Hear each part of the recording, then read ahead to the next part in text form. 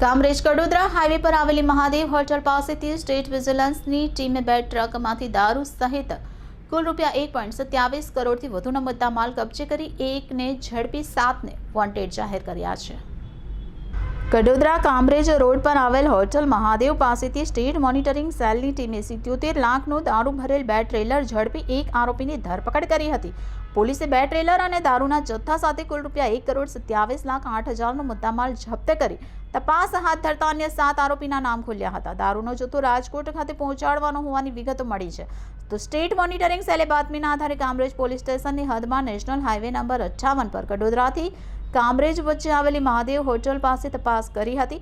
બાતમી મુજબ પોલીસને દારૂનો જથ્થો ભરેલા 2 ટ્રેલર મળી આવ્યા હતા। પોલીસે બંને ટ્રેલરમાંથી 32,916 નંગ ઇંગ્લિશ દારૂની બોટલ ₹77 લાખની મત્તાની જપ્ત કરી હતી। ઇંગ્લિશ દારૂના જથ્થા ઉપરાંત રોકડ મોબાઈલ ફોન 50 લાખની મત્તાના 2 ટ્રેલર મળી કુલ ₹1,27,08,000નો મુદ્દામાલ જપ્ત કર્યો હતો। પોલીસે સ્થળ પરથી ટ્રેલર ડ્રાઈવર વિવેકકુમાર શ્યામસુંદરની ધરપકડ કરી હતી। પોલીસને જોઈ અન્ય ટ્રેલરનો ડ્રાઈવર ફરાર થઈ ગયો હતો।